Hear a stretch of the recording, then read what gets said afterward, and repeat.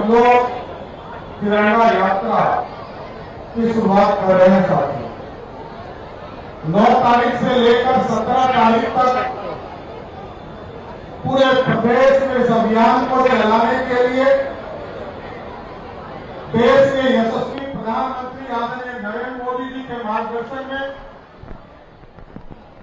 और हमारे पूर्व मुख्यमंत्री आदरणीय नीतीश कुमार जी के मार्गदर्शन में ये काम हम लोग कर रहे हैं। आज ये तिरंगा यात्रा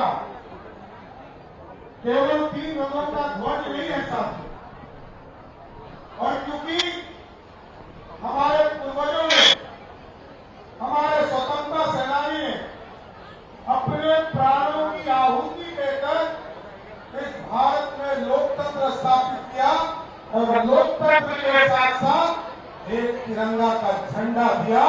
मैं उनके चरणों में श्रद्धा सुमन अर्पित करने का काम करता हूं, क्योंकि यदि स्वतंत्रता सेनानी नहीं होते तो आज से 78 साल पहले हम आजाद नहीं हुए होते। उनके प्राणों की आहुति और उन्होंने तो अपना जीवन दिया, लाखों लोग शहीद हुए, लाखों लोगों ने लड़कर इस देश को आजाद कराने का काम किया सब, और ये अखंडता का प्रतीक है, एकता का प्रतीक है और संप्रभुता का भी प्रतीक है साथ। और ये तिरंगा हमारे लिए जीने और मरने का प्रतीक है साथ। आप याद कीजिए, चाहे वो कारगिल युद्ध हो या इस देश में जब भी युद्ध हुआ है, किसी तिरंगा के स्वाभिमान के लिए हमारे लाखों सैनिक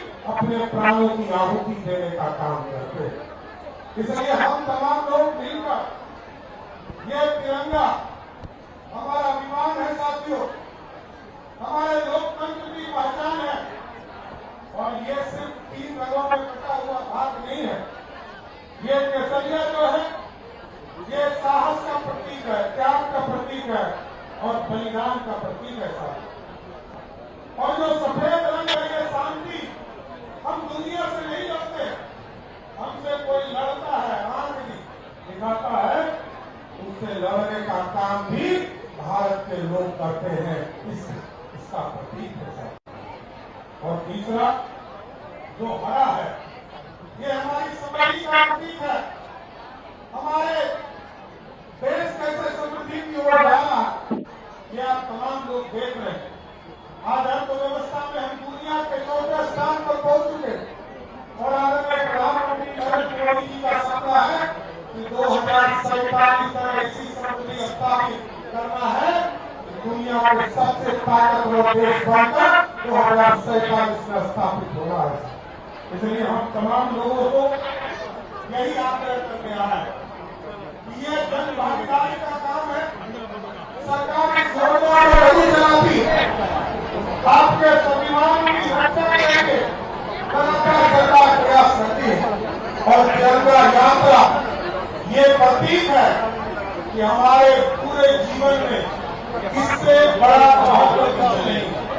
और आपने देखा पिछले दिनों वंदे मातरम और जो राष्ट्रीय गीत और हमारे हैं, इसको भी जो लोग अपमानित करने का काम करते थे, चाहे वो वंदे मातरम हो, जनगणमन हो, इनको अपमानित करते थे, उसको भी दंडित करने के लिए सरकार ने कानून बनाने का काम किया था। इसलिए अब हमारे लिए इस तिरंगा को और तिरंगा के प्रतीक को और तिरंगा यात्रा में शामिल होने के लिए मैं पूरे बिहार वासियों से आग्रह करना चाहता हूं। तमाम लोग पंचायतों में इस तरह के कार्यक्रम कर रहे हैं, नगर निकाय में इस कार्यक्रम को किया जा रहा है, और यहाँ के बाद जिला स्तर पर भी इसी तरह के कार्यक्रम करके वहां भी यात्रा करने का काम किया जाए। इसलिए अभी से लेकर 17 तारीख तक हम लोग सभी लोग जन भागीदारी करके, और अभी तो हम लोगों ने सिर्फ संस्कृति विभाग के द्वारा, कला संस्कृति विभाग के द्वारा लगभग 21 लाख झंडे पूरे प्रदेश में अभियान में जोड़े गए। नगर विकास इस अभियान को चला रहा, पंचायती राज विभाग इस अभियान को चला रहा, और सबसे महत्वपूर्ण है बिहार के 14 करोड़ की आबादी इस अभियान को चलाकर राष्ट्र के जो प्रतीक तिरंगा है इसको आगे बढ़ाने का काम करेगा। इसलिए साथियों, मैं सबसे यही आग्रह करूंगा, निवेदन करूंगा, हम लोग तमाम लोग मिलकर इस तिरंगा यात्रा को राष्ट्र के जो प्रतीक है अब तो हम लोग अपने घरों पर भी लगाते हैं, गांव समाज में भी लगाने का काम करते हैं और यात्रा में भी इसको जोड़ने का काम किया गया। इसलिए राष्ट्र के गौरव को जो आज से 78 साल पहले हमारे स्वतंत्रता सेनानियों ने, बापू ने इस देश को देने का काम किया, उसकी रक्षा करने का काम हमारे नौजवान युवा पीढ़ियों के ऊपर है। इसलिए तमाम लोगों से आग्रह निवेदन है, सब मिलकर अभी यहाँ से लेकर कारगिल चौक तक इस तिरंगा यात्रा के अभियान को शुरुआत करें, सब लोग मिलकर चले। एक बार जोर से फिर से बोलिए, भारत